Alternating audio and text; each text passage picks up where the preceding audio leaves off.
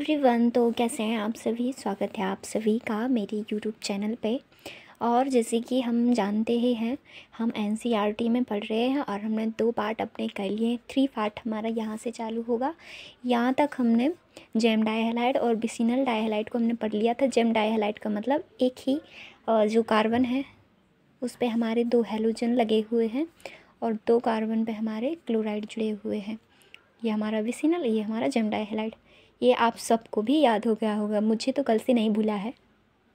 GeM का मतलब है जैसे कि चिपकू गम समझ लीजिए, एक के साथ 2 चिपके हुए हैं। और इसमें बिस का मतलब ही है शरीर में जाएगा विष अगर तो वो आत्मा को और हमारे शरीर को अलग कर देगा। उसी तरह ये है कि दोनों कार्बन से अलग अलग क्लोराइड जुड़े हुए हैं, तो ये विसिनल हो गया। आपको ऐसे नहीं भूलेगा, कोशिश करके भी देख लीजिए। मुझे तो कल से वैसे ही नहीं भूला है जेम, क्योंकि एनसीईआरटी में कुछ चीज़ें ऐसी होती हैं जो हमें पढ़ने के बाद नहीं भूलती हैं और कुछ चीज़ें होती हैं जो हमारे नोट्स में भी नहीं होती हैं, इसलिए हमें एनसीईआरटी पढ़ना ज़रूरी है। तो यहाँ पे आईयूपीएसी नाम लिखे हैं। यहाँ पे लिखा है 2 क्लोरोब्यूटेन, यानी कि 1,2 यानी कि दूसरे कार्बन पर हमारा क्लोरीन जुड़ा हुआ है तो 2 क्लोरोब्यूटेन है। और इसका नाम है सेकेंडरी ब्यूटिल क्लोराइड, यानी कि दूसरे पे जुड़ा है, इसलिए 1 2 3 4 1 2 3 4 4 कार्बन है तो क्लोरोब्यूटेन। मैथ है प्रोब्यूटेन। एल्केन इसमें मतलब सिंगल बॉन्ड है तो इसमें एल्कीन या एल्काइन का यूज़ नहीं हुआ है। और ये है हमारा, पहले आपको स्ट्रक्चर देख के बहुत कठिन चीज़ लगती है, लेकिन आप पहले नाम देखिए। 1 ब्रोमो 2 डाई मेथिल प्रोपेन, यानी कि 1 ब्रोमो यानी कि हमारे 1 कार्बन पे जुड़ा है ब्रोमो यानी कि ब्रोमीन। 2 डाई मेथिल यानी कि दूसरे कार्बन पे 2 मेथिल समूह जुड़े हुए हैं। और प्रोपेन का मतलब है मैथ, एथ और प्रोप, यानी कि 3 कार्बन की एक श्रृंखला है जिसके फर्स्ट पोजीशन पे ब्रोमीन और सेकेंड पोजीशन पे 2 मेथिल समूह जुड़े हुए हैं। तो ये हमारा हो गया। और एक कार्बन की तीन कार्बन है इसमें। और नियोपेंटल ब्रोमाइड एक स्ट्रक्चर होती है CH3C, यानी कि एक कार्बन से 3 CH3 समूह जुड़े हों और एक CH2 जुड़ा है इसमें। तो हमारा मतलब इसमें 3 CH3 समूह जुड़े होते हैं मेनली, तो नियोपेंटल बोलते हैं हम इसको। नियोपेंटल एक संरचना होती है अलग से, उसके साथ ही हमारा ब्रोमाइड लगा है। तो नियोपेंटल ब्रोमाइड हमारा, इसका सामान्य नाम है नियो टार्ट, और सेकेंडरी एलिल जे ortho benzyl methylene chloroform bromoform carbon और एन प्रोपिल फ्लोराइड। ये सब हमारे ऐसे नाम जो होते हैं थोड़े अजीब से नाम लगते हैं। आईयूपीएसी नाम थोड़ा कठिन सा लगता है और ये सामान्य नाम थोड़े अजीब टाइप के लगते हैं, मतलब ऐसे जैसे हमने कभी सुने ही ना हो। ये हमारे होते हैं सामान्य नाम, और सामान्य नाम ज़्यादातर भूल जाते हैं क्योंकि उसका नाम हमारे स्ट्रक्चर में छुपा रहता है जो कि हम भूल जाते हैं।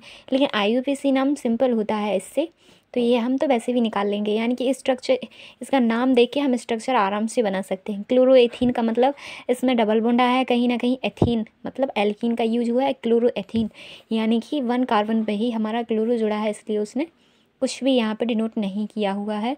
और ये बाइनल क्लोराइड का मतलब होता है CH2 डबल बॉन्ड CH, यानी कि CH2 और डबल बॉन्ड CH और उसके बगल में लगा है Cl, यानी कि CH2 डबल बॉन्ड CH अकेला हमारा बाइनल समूह होता है। ये सामान्य नाम में इसका नाम आया है बाइनल, और इसके साथ जुड़ा है हमारा क्लोराइड। तो बाइनल क्लोराइड और क्लोरोएथीन, यानी कि क्लोरीन के साथ इसका नाम जुड़ा है, तो मैथ और एथेन नहीं आएगा, क्लोरोएथेन नहीं आया क्योंकि यहाँ पे डबल बॉन्ड है, तो एल्कीन का यूज़ हुआ है और क्लोरोएथीन नाम हुआ है इसका। आईयूपीएसी नाम सिंपल है। और यहाँ पे लिखा है एलिल ब्रोमाइड। एलिल का मतलब हमने पीछे पढ़ा था। यहाँ पे ब्रोमीन जुड़ा है, कार्बन कार्बन डबल बॉन्ड से जुड़ा sp3 कार्बन से जुड़ा हुआ ब्रोमीन, एलिल ब्रोमाइड। आपको विश्वास ना हो तो आप पीछे देख सकते हैं, यहाँ पे हमने पढ़ा था एलिल। ये है हमारा एलिल, कार्बन कार्बन द्विबंध के समीपवर्ती sp3 संकरित कार्बन, ये वही है एलिलिक। और एरिल का मतलब है सीधा डायरेक्ट sp2 से जुड़ा है यहाँ पे।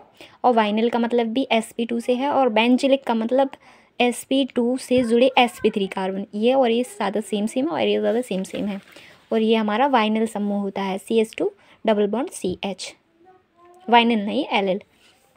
एल समूह यानी कि उससे sp3 उसके मतलब डबल बॉन्ड से जो कार्बन है उसके sp3 कार्बन से जुड़ा जो ब्रोमीन है एलिल ब्रोमाइड, यह हमने पीछे पढ़ लिया है।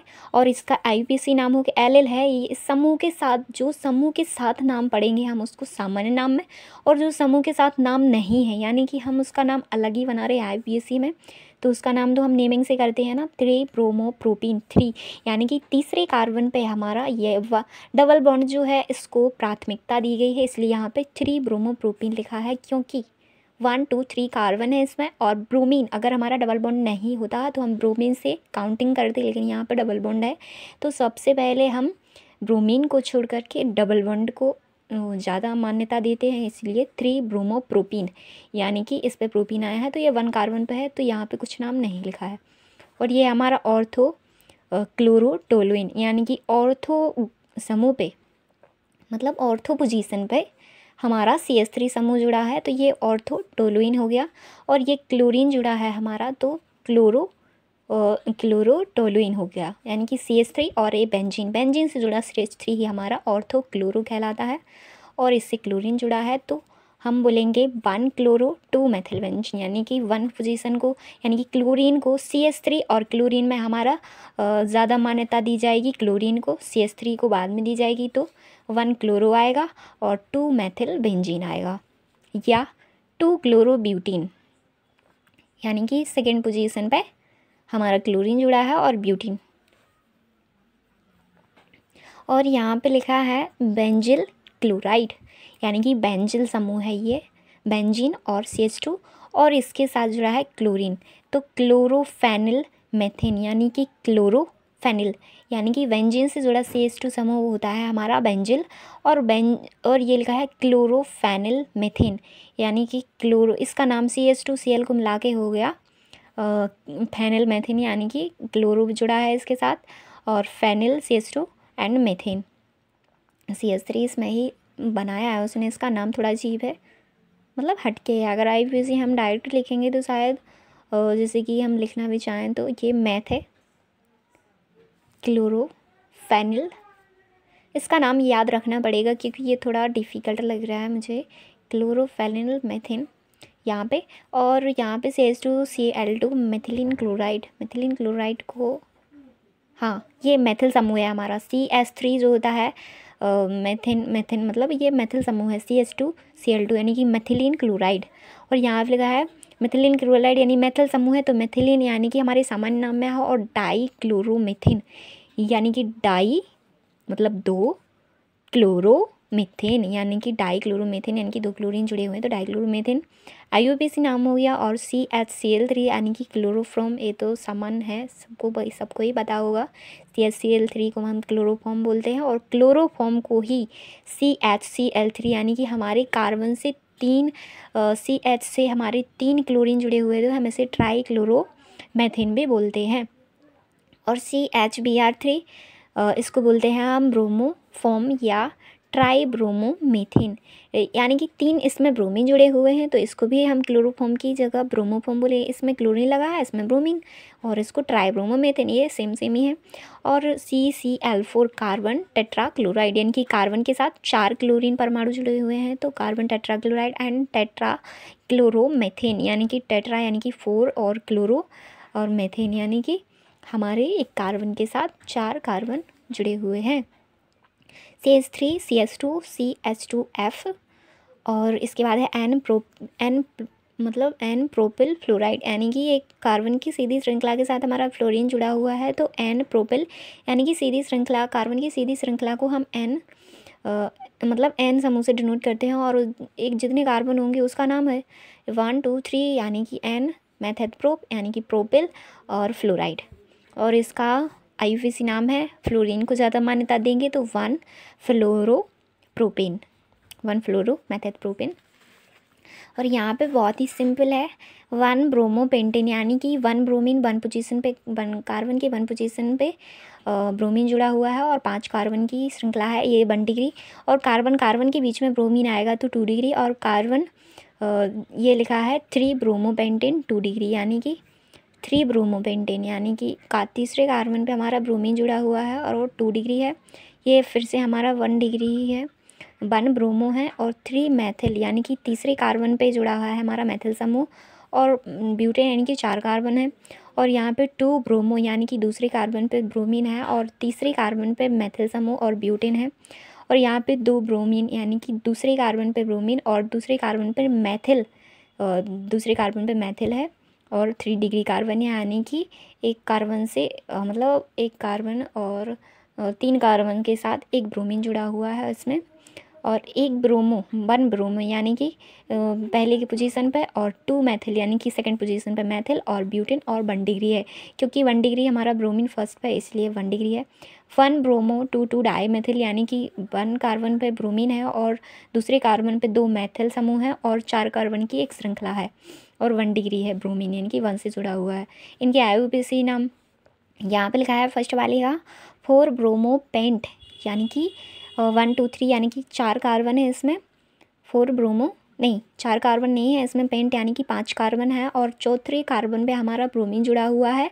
और सेकंड पोजीशन पे यानी कि डबल बॉन्ड को मानते हैं तो सेकंड पोजीशन पे हमारा डबल बॉन्ड जुड़ा हुआ है तो 2 इन। और सेकंड नंबर का नाम है जो हमारा 3 ब्रोमो 2 मैथिल ब्यूट 1 इन। ये इसी तरह से हम कर लेंगे और आप भी इन सबको करके देखिए। अगर आपको IUPAC में दिक्कत है तो मुझे सिंपल लगता है, ज़्यादा कुछ कठिन नहीं है, IUPAC सिंपल है। और अगर आपको लगता है तो कोई बात नहीं, आप ट्राई करके देखिए, इन्हीं एग्जाम्पलों को आप सीखिए। और इनमें से मुझे एक ही कठिन लगा है, मैथिल क्या बताया तुमने, ये वाला क्लोरोफेनिल मीथेन। मैं इसको स्टार बना के रखूँगी क्योंकि ये मुझे याद करना है, क्योंकि ऐसी ही चीज़ें एग्ज़ाम में आ जाती हैं जो हमें नहीं आती हैं। वो क्वेश्चन वहीं से बनता है जहाँ हम भूल जाते हैं, इसलिए आप सभी को ध्यान रखना है। और आज के लिए हमारे क्वेश्चन यहीं तक होंगे और ये वाले क्वेश्चन हम खुद करेंगे और आप भी करेंगे। और फिर हम पढ़ेंगे CX अवन की प्रकृति। मैंने बाद में थोड़ा जल्दी पढ़ा है क्योंकि ये सब सिंपल है। आप सब एक बार ज़रूर अपनी NCERT में ज़रूर देखिएगा। और मेरी यहाँ पे वीडियो क्वालिटी उतनी अच्छी नहीं है, इसलिए आप अपनी NCERT को अपने साथ में लेकर बैठे तो ज़्यादा बेटर होगा। तो आज के लिए thank you and bye bye.